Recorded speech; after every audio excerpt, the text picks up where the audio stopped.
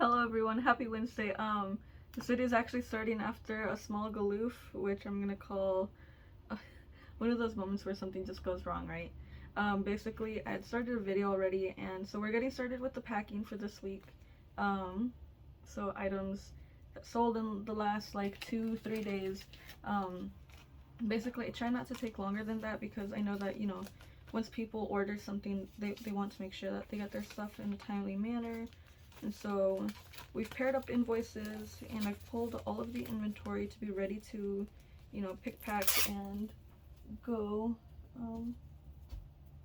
Let go. Okay. And something that I actually realized with the graded card sleeves is actually that they'll fit the invoice in here with the card, which is actually pretty great. And then we have our new thank you envelopes, which I ended up buying, which leads into the subject of today's video. Granted, it's a packing video, so it'll be mostly me here going, ooh, look at this, and then look, thank you stickers. They came with a little package too, so I was actually really excited. And they'll help seal the little envelope. Granted, then it goes into the real envelope. But, it leads to managing costs as a seller. And so managing costs as a seller is considering a few things, because normally, like if you were to come into selling stuff with no additional... Darn. I split off the invoices and the names, and like if you were to see over here, there's a stack of names and addresses, and I already forgot the name of this person. So we're gonna go into the orders and see who bought the Rayquaza V. I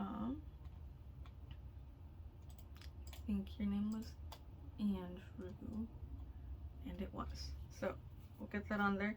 But like things that you normally think of when you start selling is like, oh well, I'm gonna have the cost of the card, right? So you're gonna allocate a cost to the card. And allocation is something that you get into in business school, but it's something that you also could get into now, which is the fact of allocation costs for the card, which are determined by a few different factors. It depends on which one is most, like, it makes the most sense to think of in relation to the card that you're selling. But for instance, say that you got this card in a collection, right? Well, at that point, allocation of costs can go one of a few different ways. The allocation of costs within a collection, in my view, go towards if you bought the collection for a specific card or specific cards, and so you automatically put the materiality, and materiality again is something we'll get into a little bit. But say like I bought a collection of packs in this case. I'm gonna get 2 randoms. We have our hidden fates right here. So cool. I bought this collection of packs, right? And so I have like 4 hidden fates packs, which were the prime reason that I bought this collection. And so let's say I paid $40 for this collection of packs. Cool beans. Well, each one of these hidden fates packs is currently valued at say $17, and therefore I bought these each from the person, let's say, for $10 a piece. So I'm really allocating my entire cost of these 4 packs, and these I practically got for free. But because we want to be a little reasonable with that, it means splitting this cost. So actually, let's say that we got this lot for $20. Sorry, that's less.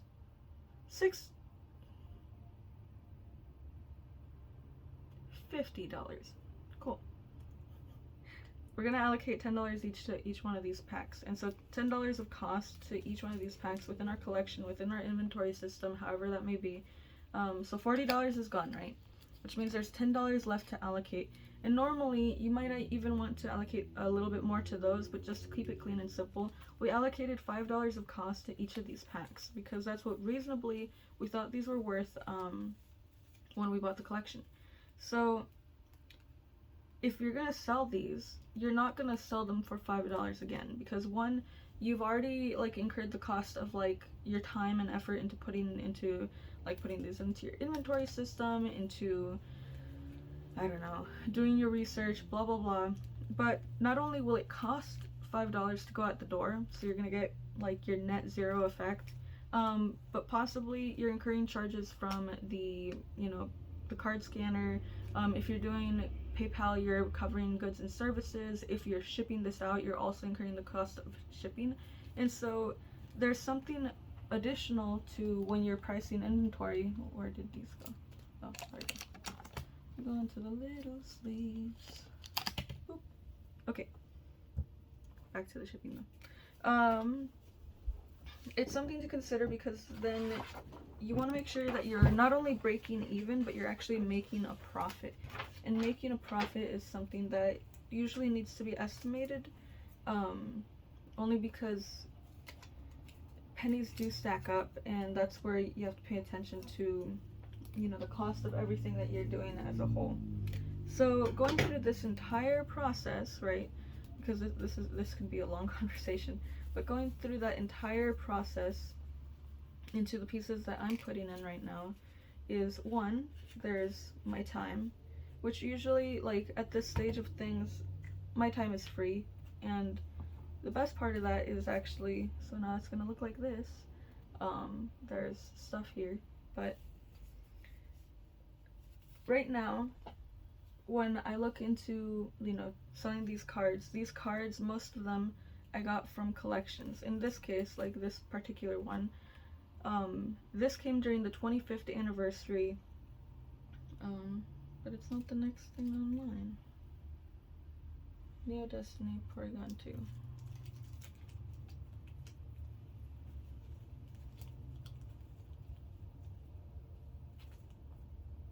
Oh, there you go. It slipped off. Stay. Okay, so next card's gonna be this one. Actually, we ended up selling this. It's in moderately played condition. So we ended up selling it for $14. So that's pretty good. And then I have my top loaders here now. Normally I have them up there. But costs that I have to consider going into this, just to start with, right, is first of all, orders that get ordered from me include a sleeve, a top loader, then they get put within a card saver bag, which is normally for graded cards. I cover the cost of printing and the paper invoice, blah blah.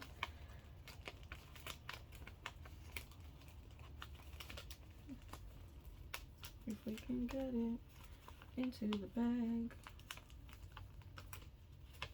Cool.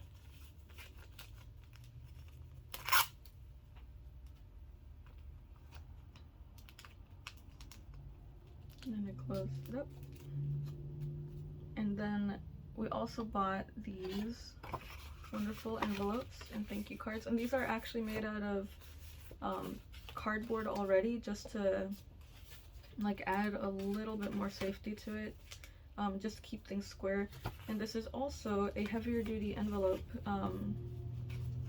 just to keep things ship shape as we're shipping and doing all that we do.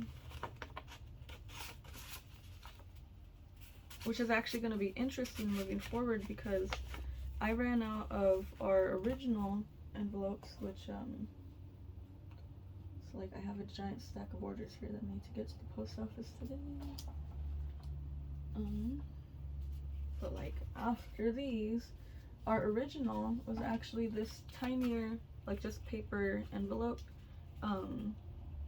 which safe enough, it's a regular envelope, but these are now heavier duty envelopes just in case, and also because we tested a new seller who was selling these, and we bought a 144 pack just to be safe.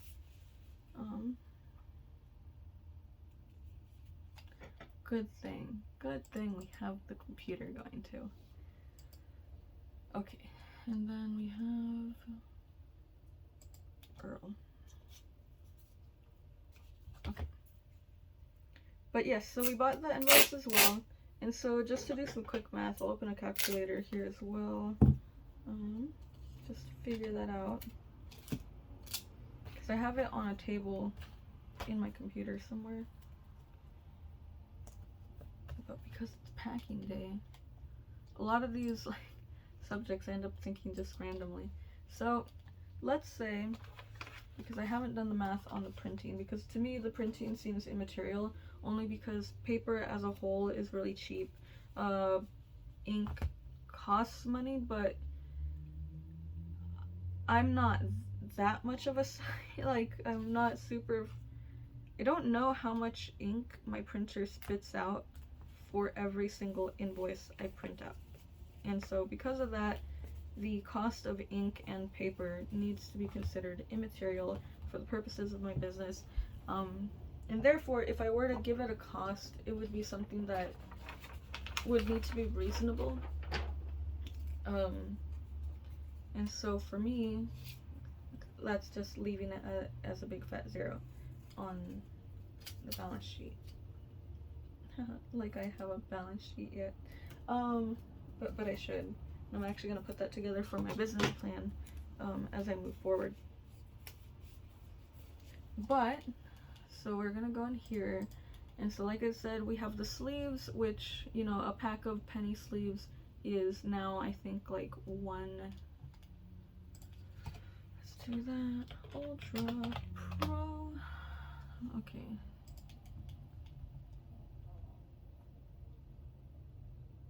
And we'll keep unpacking. But this one's basically done. We put SOC on top. I need to get new labels, which is another cost. But basically we have this, and we have it done. So we put it to the side. And the next one is now, and we'll get the name to the side too. So now we're doing the General Mills promo.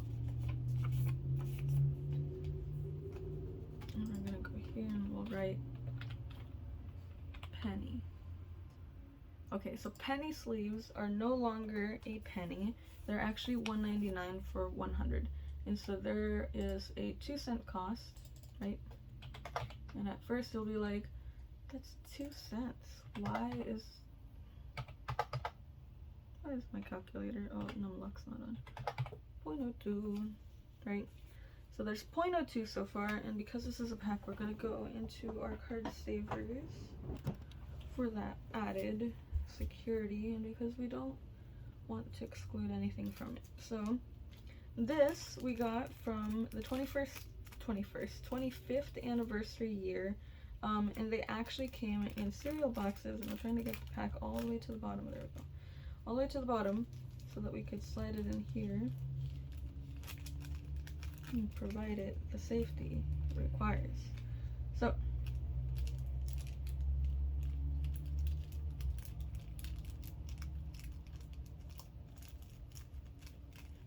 this still has like the bag that it came within the cereal box and also the pack itself. I'm trying to think of how we can make this safe and so that it doesn't just like slide around. Well, we're gonna put this in a little bag, right? So we'll put this in a little bag. I'm gonna do this. Get your little top hat on. Cool beans. Little invoice. We do this, and then we close right at the lip. Perfect. See? This is what we do. I love it. Okay. It's cool beans. Back to the story though. So penny sleeve, so we're gonna be doing a penny sleeve per item. And then we're gonna do graded resealable sleeves. Is it that one? I think it's that one. Yeah. So $3.99 for a thing of 100 of them. Cool beans. So then we'll open the second calculator because I'm more than sure that it's 4 cents because it comes with 100.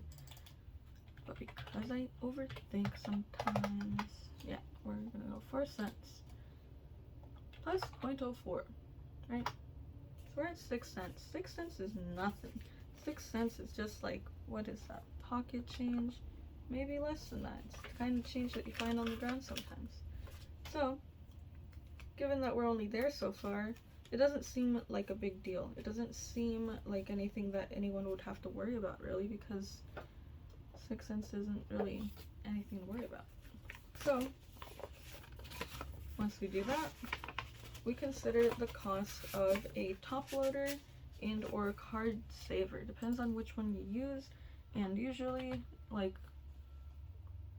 I work with like a beta distributor type partnership thing, so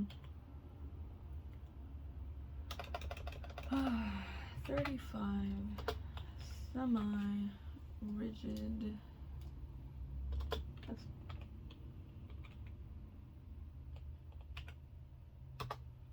okay. Oh, but then we could also look at card savers, which card savers are a poop and a half. Card savers are actually $3.99 or $30.99 for 200, and so that's 15 cents. So on the high side, we say 15 cents. But I actually want to look for the rigid.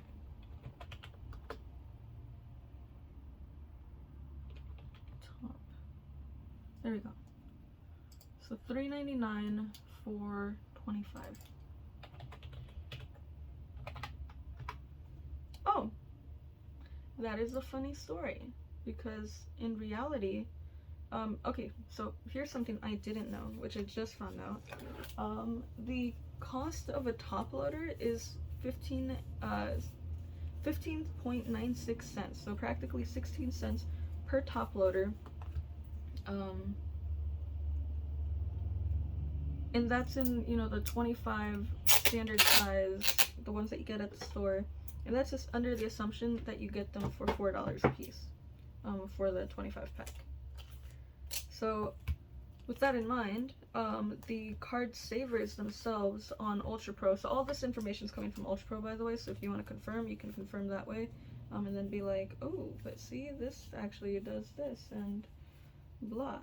So that's cool too, but it's on Ultra Pro's company website, where they have all of their stuff, like for sports, gaming, Magic, Pokemon, blah blah blah blah blah. So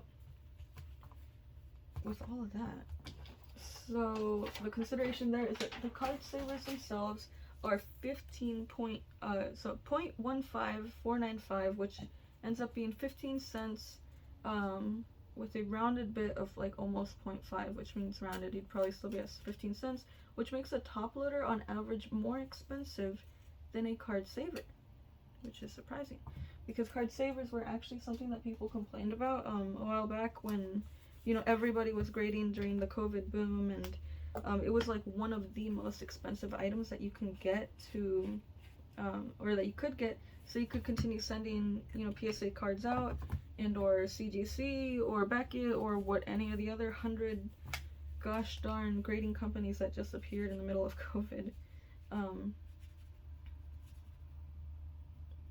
And for PSA, you know, it was granted if you did it early enough before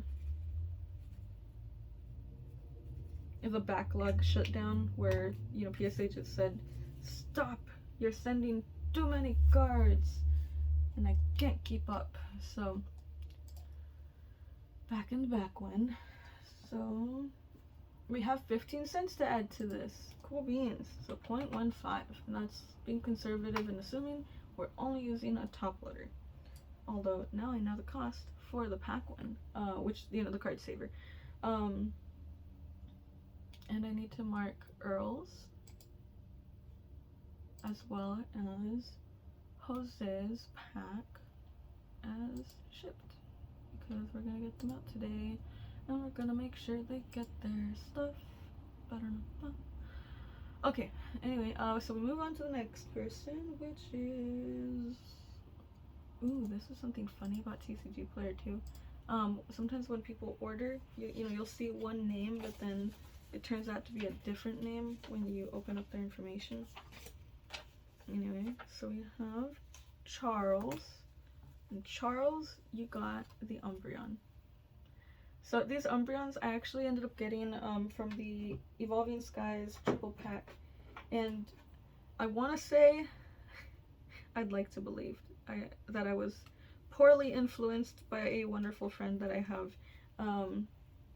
because we just wanted to open packs and have fun and, you know, enjoy that, because, you know, the way that I was talking about this set, this was a special set and it was super rare, because that's how, you know, that's how things work.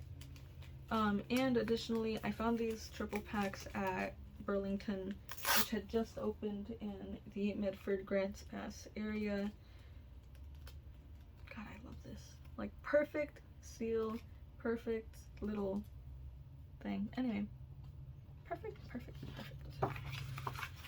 Anyway, so now we're at 21 cents, like just base cost on the little sleevey thing, our penny sleeve, and our top loader.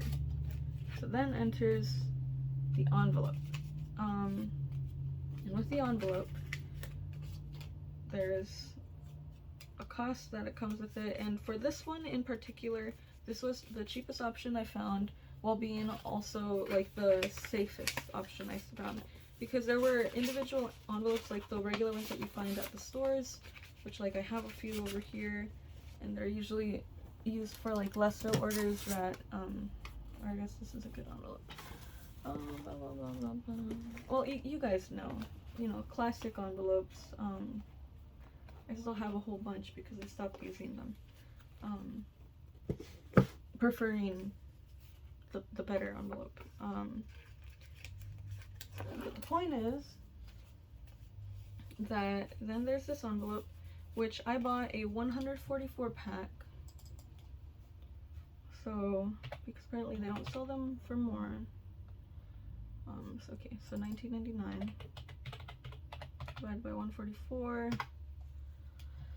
So that's gonna add 19 cents to shipping. So that is just this packaging alone.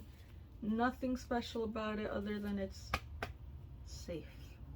So sorry, Charles, I did punch your envelope, but the fact that you'll get it safely, the fact that it will land in a top loader and all this stuff,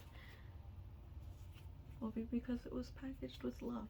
So let's move on. Okay, non-machinable. Do non-machinable again, just so they are extra sure that it is in fact non-machinable.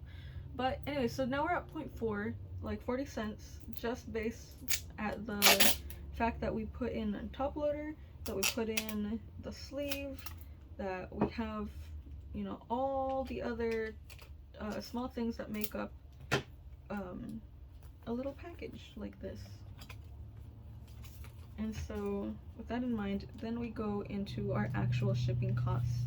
So all items that I ship out are considered non-machinable. And so non-machinable is a term that basically says that they're not sending these particular envelopes that get sent through their sorting machine. And so basically the issue before I started sending things, you know, as non-machinable, because you can in fact send it through the machine, but the issue comes in the fact that we'll use a code card. So if you want a code card, there's that. Cool beans, enjoy.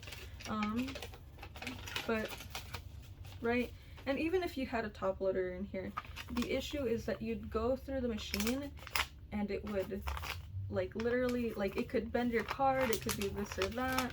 Like, in these envelopes, when you don't have anything else, and then the second that they feel a top loader, they're gonna tell you, like, oh, there's, like, this awkward blah blah blah, this needs to be sent, like, you know, non-machinable. They even, like, bend your thing just a bit, and it's like, you have a Pokemon card in there, please don't. Please don't. But anyway, so they're like, so the point is that you start sending non-machinable so you could avoid the possibility that your customer's card gets bent. And granted, you know, right now I'm like, oh, well, this is fine. But the thing is that over time, if you're going through machine through machine through machine, and it's packed with like all the hundreds of other letters and whatnots, we'll throw this one away. there's just a higher chance. And being a seller for as long as I have been, I don't like to take that chance. I like to make sure that things, you know, arrive safely. Like whatever I can do to make sure that happens, that is kind of what I try to do. And that's also somewhere where other people might consider cutting costs, because it's justifying like the consultant side of me, portion of me. And again, this isn't fully consulting anyone. This is consult someone who actually knows within your local area, or that you can rely upon, because I am just a person and I am flawed and I make mistakes all the time. So whatchamacallit, we're gonna go here. We have this, super cool. And see, this will not go in a machine. This, I don't really know the process of this, but it will get to wherever it needs to go to safely, or at least that is my expectation because of the additional price that a person is paying. So at non-machinable, we're finally getting to it, sorry, it's actually 99 cents a stamp, I think, last I checked. It might be more this year, that's what the lady said, but we're just gonna go off of 99 cents, right? 99 cents. Plus, the average actually also exists, that certain envelopes, when they, so basically, like, I think once you hit two top loaders and more than 3 or 4 cards, because these envelopes are also going to weigh more, and so I have to deal with that possibility. The other price is 1.24, right? So because they have to add a 24-cent stamp for the additional ounce, so 1.24 divided, or plus, come on calculator, plus 99 cents divided by 2, just so we can get an average price, 1.12. So we're gonna add plus 13 cents. So now at the very end of it, I still have more things to ship, but let's keep moving along. Let's see, Slifer, the Sky Dragon, because yes, we do Yu-Gi-Oh sometimes. And plus, this is one of my favorites. This is actually from my personal collection. I just got into Pokemon. Like, there was a moment in time, and I don't know if everyone deals with it, but there's a moment in time that you're stuck between 2 card games and you have to pick one. There's no escaping it, because at the end of the day, your personal dollars are going towards one of these hobbies, and you've got to make sure that it's going to be the one that you pick for the rest of your life, or for the rest of, I don't know, the year, 2 years, 5 years. But then you make friends, then you can't leave because you have friends. The community aspect really pulls you in. But that's where you make your decision. I chose not to go this route, but this is like the premium gold Slifer the Sky Dragon. It's actually really pretty. It's one of my favorites.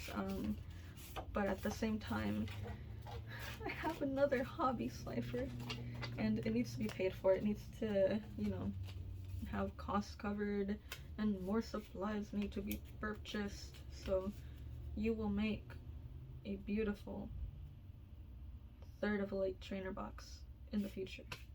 Much appreciated, Slifer. Sacrifice was not in vain. So, moving along with that though, we've reached the point where our entire shipping process, right? Our entire shipping process, like up to this point, just up to this point, is now 152, or actually, that's with the stamp. So I have one with the stamp, but it's at the bottom of the pile, so let's not do that, because I have more things to ship, and I keep getting distracted. So, sorry, I do that too, and I don't know if people are gonna find it annoying. It's a, not a tick, I'm not tickish, but I am, brain work,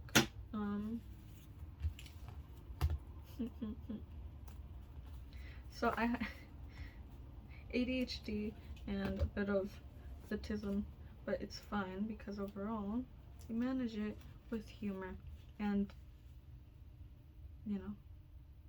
normal ways. So the point is that we're here, and we're going to do this, and we put in our address. make sure all is good. Yes, 152, 152, 152. So we're at 152 with shipping, with the cost of everything that we've provided here. And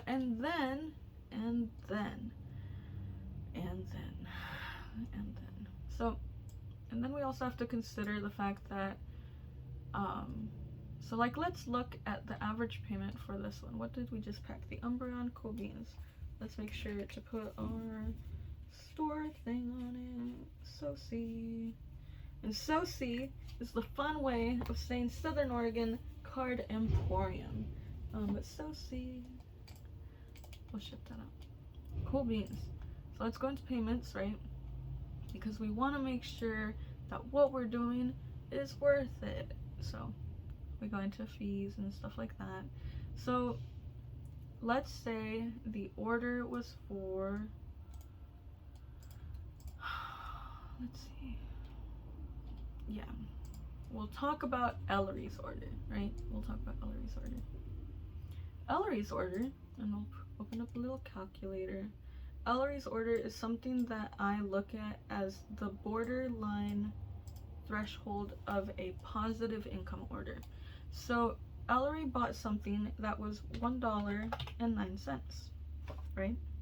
Cool beans. I was gonna say Pokemon. What TCG Player does is any orders under $5 give you, as the seller, an additional 99 cents for shipping. And I imagine the 99 cents is to cover, you know, that non-machinable cost. So altogether, the order gives us $2.08, right? Well, the $2.08 then incurs a 57-cent fee that TCG Player takes because it's on their marketplace, and so you have to pay fees when you sell on a marketplace like this, and or eBay, and or Mercari, and or whatnot, and or name any platform, right? So altogether, that leaves us with $1.51. You know, we've gone through this entire, you know, process of me explaining each one of the costs and blah blah blah, and altogether I'm spending $1.52. So then comes the question, why am I shipping this to Ellery if I'm gonna be in the negative by 99 cents? Well, the truth there is that I am a starting business, and as that, first of all, the card that they got, in this case, are we talking about Ellery's right now? No, this is Metagross. We'll get to Ellery's though. Yeah, there you are. Ellery bought a Clear Vice Dragon, and I put that up for $1.09, which was actually overstated for the card that it was, but it was overstated to counteract the cost of fees. And so would I suggest selling things for less than, say, $1.09 on TCG Player? Of course I would. And that's the only reason for selling things for less than, you know, less, come on, get it there. Invoice, work with me. Okay. Cool beans. But the reason is because most of the time, because Ellery is really one of those one-off buyers, which is fine, because overall Ellery chose us. Ellery could have chosen any other seller, right? But Ellery chose us.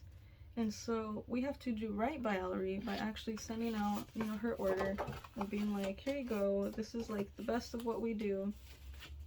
And proving that we are a good sales place. Which in turn, you know, comes with the hope that maybe in the future Ellery might think, okay, well, you know what, I need this card. And then they see our name and it's like, oh, well, I had a great shopping experience with Southern Oregon Card Emporium, or SO Card Emporium, as it's named on TCG Player, because it's SO Card Emporium. I mean, how could he not buy there? It's SO Card Emporium. Anyway. But basically, we try to provide that great experience so that people feel like, you know what, I want to come back, I want to do the thing, and I'm going to buy from this person because, you know, things went well before, why not? Why not? Anyway, So we do it. We ship it out, and we consider the cost of the card, which in this case, the cost of the card for me is really like whatever the bulk price of Yu-Gi-Oh cards is, which would be I think like 1 to 5 cents. So I'm in the negative by 6 cents. Oh no. Yeah. Materiality thresholds and all that, because we also consider the fact that, you know, if she provides a positive review, then someone else might then be like, oh, well, this seller has now positive feedback. Am I a good seller? I don't know. 273 100% marks, which isn't a lot on TCG Player. It's actually very small compared to some of the historical ones. Where are you? What did I just back? Richard. Did he buy a Metagross, Richard? Probably, right? We'll check it out. Yes, Richard bought the Metagross. So we are putting Richard's name on this order. But 274, you know? 274 and say, or 273, and say Ellery comes back and she's like, you know what, I had a great experience here. I'm gonna write a good review, or I'm just gonna put the little 5-star because it's easy enough, right? And so then it adds up to 275 one day. Maybe it goes up to 1,000 one day, then maybe it goes to 10,000 another day. You know, it's a whole process where if I lose a little bit of money right now, then I am almost completely fine losing 6 cents. That is probably fine. And then, like, look, we have like other reviews, like good price, shipping, and as described. Thank you. Like, of course, because that is our goal, to make sure that that's actually the bottom of the threshold. But we met it, and we met it in stride with a smile on our faces and hope for the future. So now we're here, another happy order, and so we'll mark that as shipped. And I think we have like 5 more. But basically it's hitting that. And so do I sell stuff for less? Of course I do. And it's also with the hope that, you know, people buy the bigger lots. Like there's another order. I don't know if I printed out your invoice, person, but basically they ended up ordering like $5 or $6 worth of cards, and so all of these were worth like maybe 89 cents, maybe $1, maybe like 70 cents, and so on, so on, so on. There's one card missing from that lot, which is actually our fault because we mislabeled it. What is this? Ellery. Okay, we're finally to Ellery's order. So we're gonna put Ellery's order in the top loader.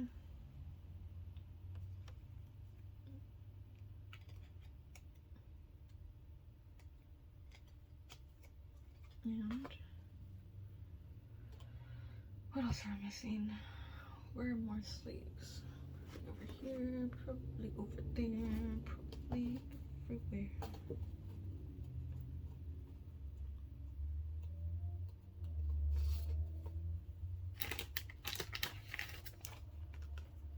Coins.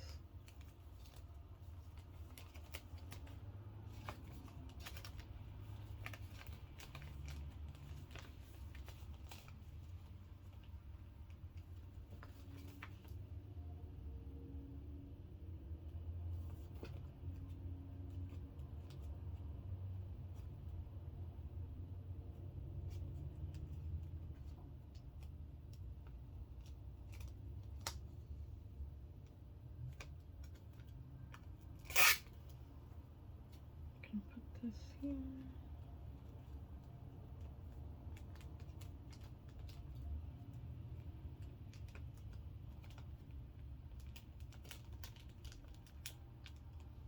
Ooh, and then, sorry, I just got spacey, but I started watching The Walking Dead, right?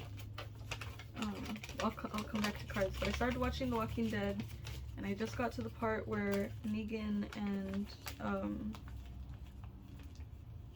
no spoilers hopefully, but it's been out for a while. I would hope that if I'm gonna spoil it for anyone, it'll be someone who hasn't fully had the appetite to watch it, hopefully. But but where Maggie and Negan are on a mission to DC, and, you know, cliffhanger of the episode, right? Cliffhanger of the episode is the fact that, Maggie needs help getting up, like, this, I don't know what it is necessarily,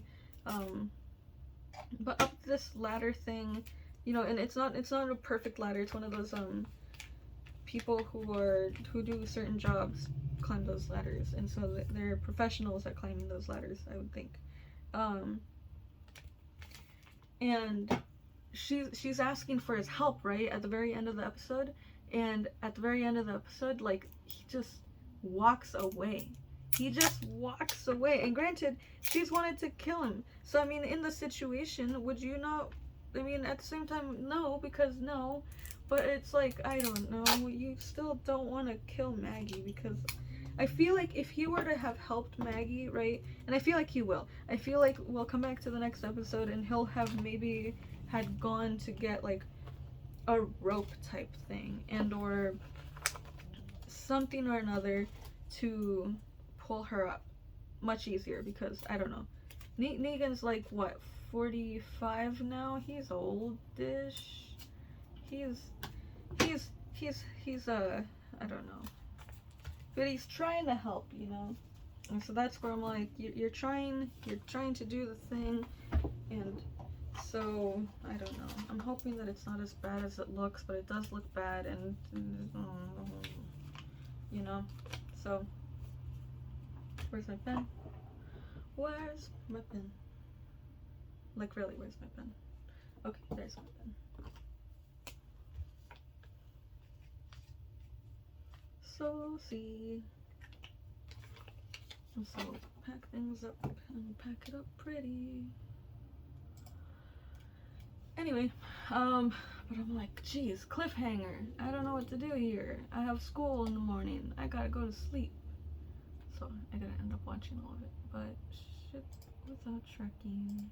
Oh yeah, also, there's a threshold of tracking, which is actually something that, I tend to make sure I do, usually for orders above $40, even $30 is pushing it,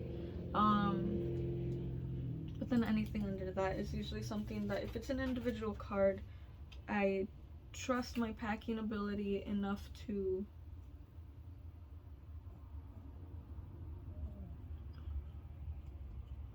pack your item already, right? Tasaku, yeah, Tasaku's came first. Ellery's is done. Richards is done. Yeah, now let's refresh this. This thing's confusing me. Yeah, okay, so now we only have 3 more orders to do. So 3 more orders, but basically the bubble mailer threshold, because there are costs there too. Bubble mailers, and actually larger orders, is really where your greatest profit margin is, or at least mine is. So I don't recommend, I'm gonna say a few things, but let me tell you right now, I don't recommend you all do this, because honestly, I don't know how it's gonna work. I really don't, because the reason it worked for me, right, is because, one, I had a history with the people that worked at the store. Like, I literally worked at that store for like 5 to 6 years. And this was before, like, I was taking the store seriously, when I think the store name was literally under Pokemon Seller 95, right? Pokemon Seller 95. And then it went to, like, Hacked Zan, and then it went to, like, a whole bunch of other random names that my store has ended up having, just because of either the point of time that I was, like, there was Pokemon Seller 2010, Pokemon Seller, lots of Pokemon Seller ones, because I couldn't think, you know, there wasn't a concept of a store. I'm just a person who was selling Pokemon, and that was it. So, I don't know, Lightning McQueen's thing was 95. It just made sense. To a younger me, it just made sense. So,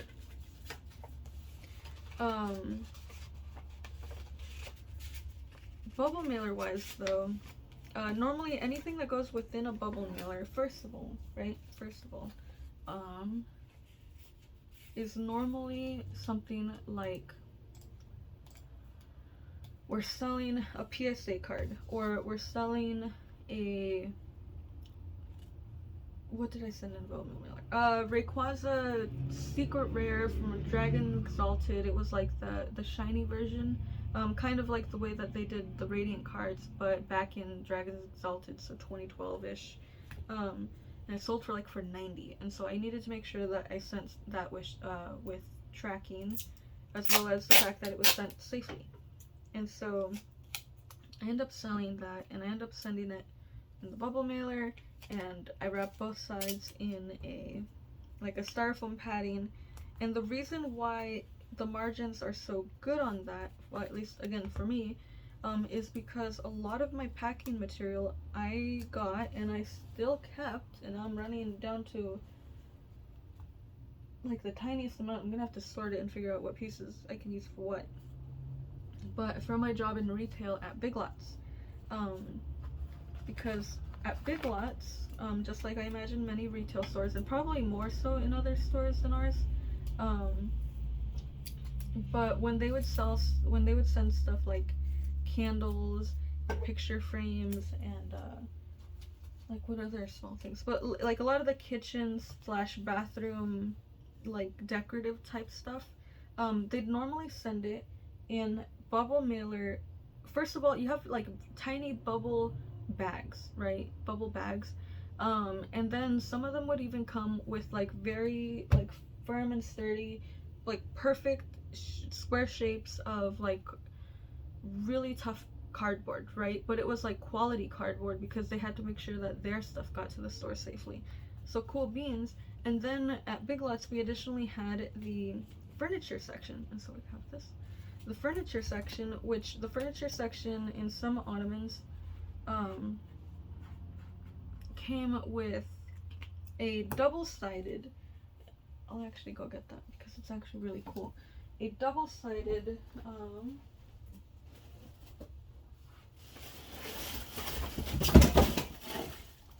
as you can tell, the stuff is precariously placed.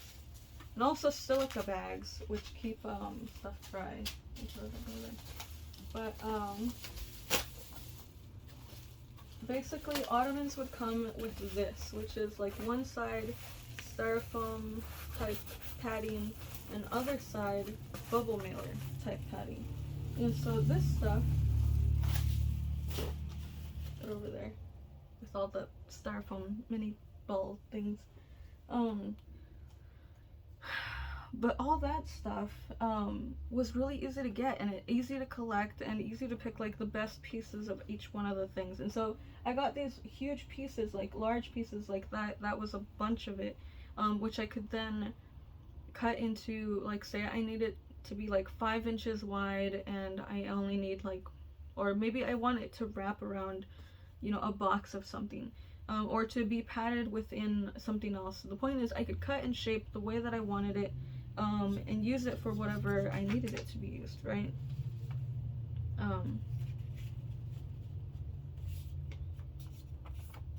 So with that in mind,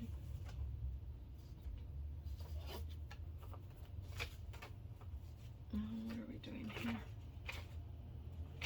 Franklin. And we need a sleeve on this one. But what was I saying? Yeah, so I could end up using all that, and I could put it together. Oh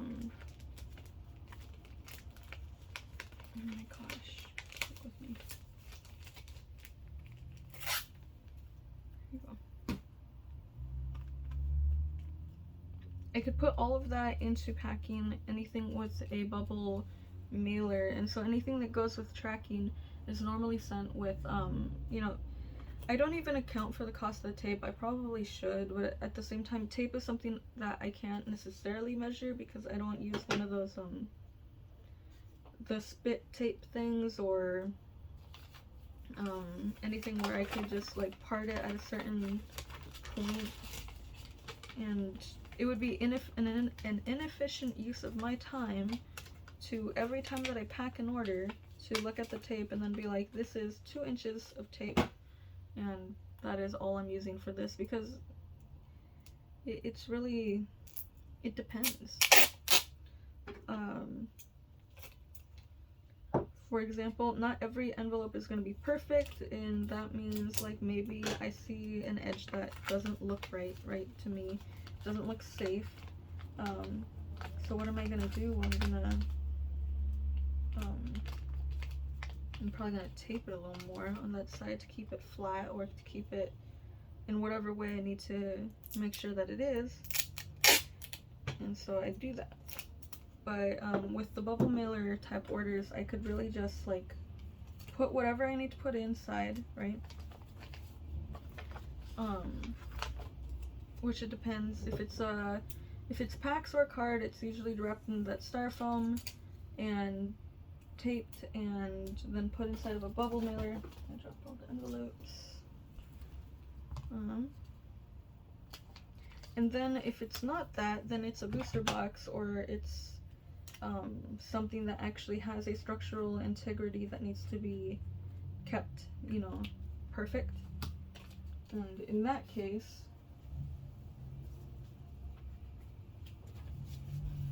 got my envelopes. Sent. And now all that's left is Sean's. But then if it's a box, then I have to cover the cost of, so I have like these Sterilites, and I showed them with an actual booster box that I sold a while back. And those were, I think, like $5 a piece, maybe $4. But relative to the price of a box, like I sold 2 booster boxes last month, because today's March 1st now. So 2 booster boxes last month, and the costs were like $600 and more than $400 respectively. So it was like about $1,000. And so that $5 piece of plastic that you put surrounding that box is really immaterial, because at that point your profit margin is way off the charts. You're just like, at that point, like, wrap it around in like silk and satin, because honestly, just make sure that it gets to the person safely, because you made enough money that you should do anything and everything you can to make sure that their order is as perfect as it can be. Again, that's the way I do business. It's just,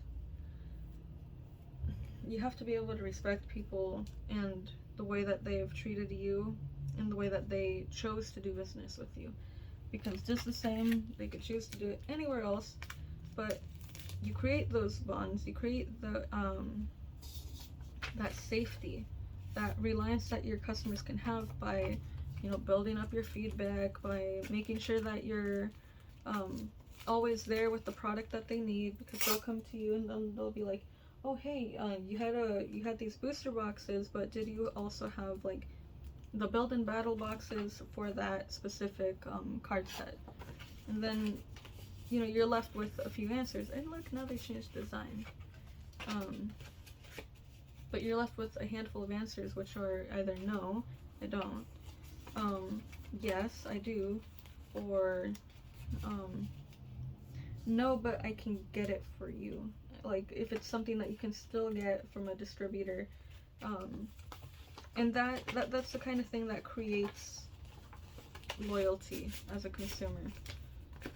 But for now, my way of doing things is simply by selling stuff, whether it's, you know, individual cards, actual packs and sealed product, which I've backed away from just for a second, because I have no need to sell any of the sealed product right now. I'm actually just focusing on the smaller sales that will continue to, you know, provide that sort of support where it's like, oh, you know, this person's an active seller, they have good feedback, just so people could continue feeling like, yeah, I want to shop there, I want to do this. And so when it comes to the point where I do want to sell certain booster boxes again, you know, if there's a need, if there's a new set coming out in a few months, or anything else were to come up, right? There's a reason for people to trust. There's a reason for people to be like, yeah, you know what? This is the seller I want to buy stuff from. And basically just continue that cycle on. It's something that you work on as a seller. It's something that you work on within the hobby as a whole, because, you know, if you want people to trade with you, if you want people to work with you in any possible way, you have to provide them a good reason to do so.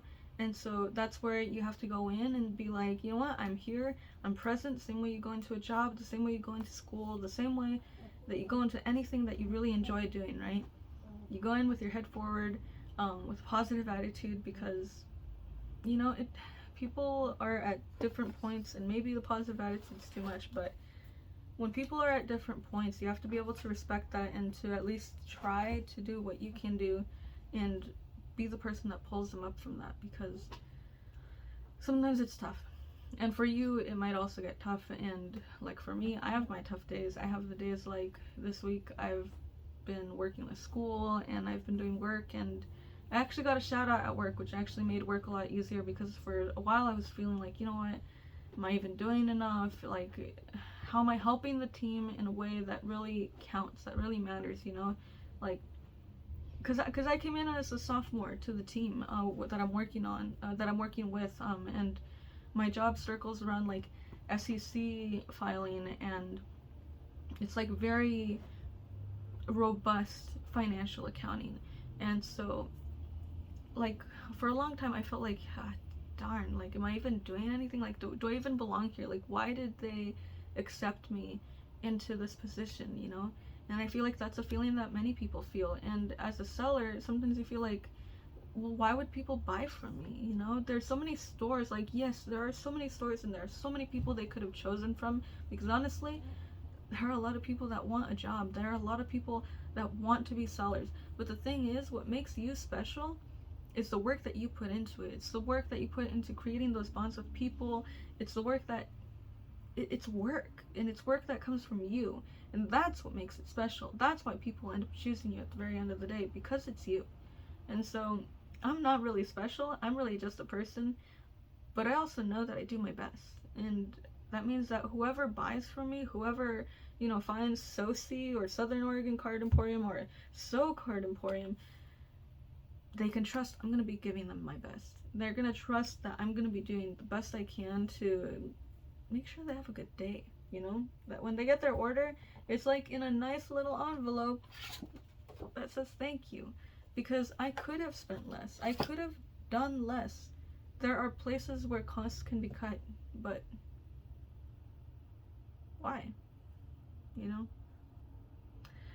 Anyway, I'm also probably a bad business person, because to save money or to blah blah blah, but whatever. So I hope you have a super awesome gosh darn Wednesday, because I sure am gonna try. I have to go to school actually in a bit, so I hope you guys enjoyed packing day, and I'm gonna get these to the post office now that it's 9:20. They open at 9:30. By the time I get there, they'll be open. So have a beautiful day, be safe, subscribe if you'd like. I probably should have said that at the beginning, but either way is fine. Have a great day. Bye.